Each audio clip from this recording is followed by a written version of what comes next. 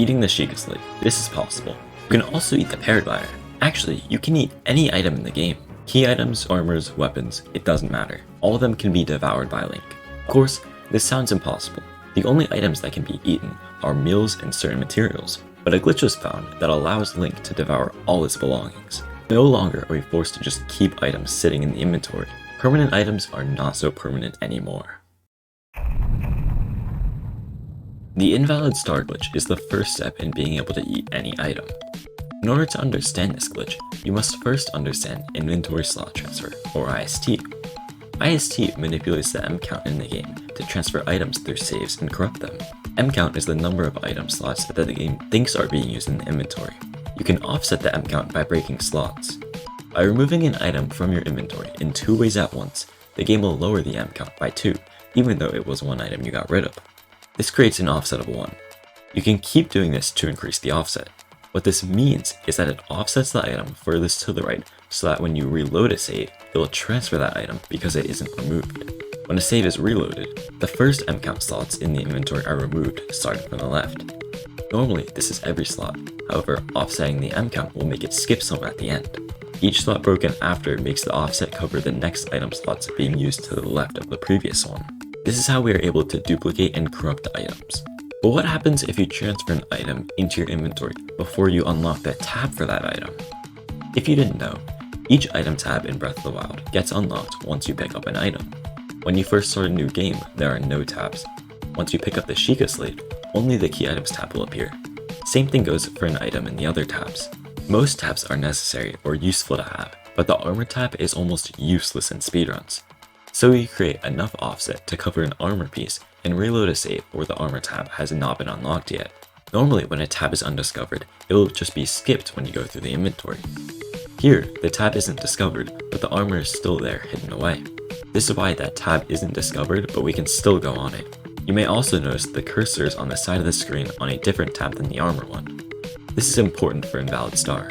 By throwing a weapon and picking it up, we will be put in the weapons tab when we open the menu. Then by opening the menu and going all the way to the right as quick as possible, you will notice the cursor is gone. Just kidding, it's actually hovering over the star icon. This is star icon invalid slot, also known as invalid star. We can do the main glitch, prompt entanglement, now that we have invalid star. Here's how you can eat the Sheikah slate. We can make the cursor go in places it's not supposed to go due to the invalid star glitch. We place the cursor in the second food tab, row 2, column 5. Then by doing the inputs, tab left, D-pad up, tab right, D-pad left, we will be put in the second food tab, but the cursor will be glitched in the first tab. We can tab twice to the left to get to the materials tab, and D-pad left to keep the cursor glitched but have it be able to be moved. Then we can do the inputs D-pad left, D-pad right, D-pad right, D-pad left to glitch the cursor onto the top right slot of the first food tab. When we move to other tabs, the cursor will stay in the top right item slot. By going into the system menu for a second and then back to the inventory, we just activated this slot. What this means is that the game thinks the cursor is on this item, so the prompt for this item will appear when we press A. We can then tab to the right 3 times to hover over the Sheikah slate. We can now press A to have the eat prompt show up, and finally eat the Sheikah slate. Prompt entanglement extends further than just being able to eat any item.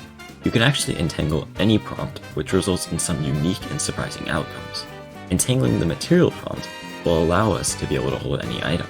This means we can cook the Sheikah slate and add any seasonings we want for some extra flavor. You can hold roasted foods, which was unable to be done before. What's really interesting is even if you have one roasted food, you can keep pressing A to hold more than one. Meals that use roasted foods are necessary for another glitch I will cover later on. If you try to hold a meal that's not roasted, your game will just straight up crash. You can entangle the equipped prompt to be able to temporarily equip materials, foods, and key items.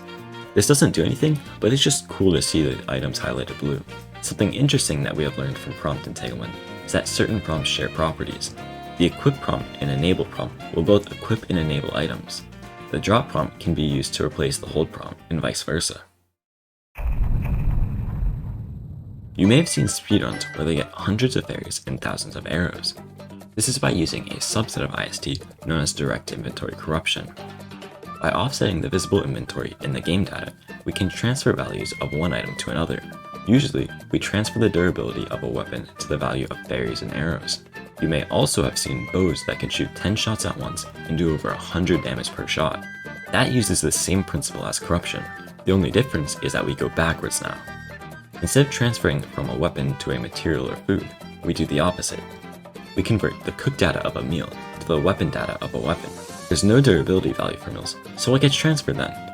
This may seem strange at first, but the price of the meal is what gets transferred. Sorta.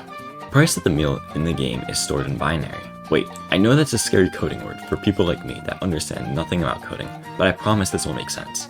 Modifiers that can randomly be added to a weapon are also stored in binary. Those buffs that can increase your weapon damage or make your bow shoot multiple arrows are modifiers. Each digit corresponds to a different modifier. If you are unaware, in binary, each digit is twice the value of the previous one. So 1, 2, 4, 8, 16, etc., all the way up to 256 in this case. This means there are 9 modifiers that can be ticked on or off. Attack up, durability up, critical hit, long throw, multi-shot, zoom, quick shot, surf master, and shield guard up from lowest to highest value. If there's a 1, the modifier is applied. If there's a 0, it's not. The ultimate meal we need for the Omega Bow costs 445 rupees, which you might think is a bit weird, and you'd be right. No combination of materials in the game could total 445 rupees. But what if we're not restricted to using materials? What if we used roasted foods? Well, that's actually what we do. The ultimate meal we will use consists of 1 Endura carrot, 1 frozen hardy salmon, and 3 roasted Endura carrots. Without prompt entanglement, we would be unable to hold the roasted and frozen ingredients. The cost of the meal is 445 rupees, which translates to 110111101 in binary. That gives the bow attack up, durability up, multi-shot, zoom, and quick shot. It also gives it long throw and shield guard up, but because this is a bow, it has no effect. The amount these modifiers affect the bow depends on the number of quarter hearts the meal has. This meal is a full recovery meal, which counts as 30 full hearts or 120 quarter hearts. This means the attack up is increased by 120 damage. The number of arrow shots is not 120 because it's capped at 10, but 10 is still much more than 1. Quick shot is a bit ironic. The normal speed arrows fire at is 1000, but instead of increasing the speed by 120, it changes the speed to 120. This means the bow actually shoots slightly under 1/8 of the default speed. Rather than increasing the speed, it decreases significantly. We just got an Omega Bow using prompt entanglement. This has been the absolute insanity of prompt entanglement. It can be used for silly things like eating items you shouldn't be able to eat, or it can be used for very complicated things like weapon modifier corruption. Check out my Twitch channel for live speedruns containing these glitches, like Alcoa medals. Thank you for watching. See ya!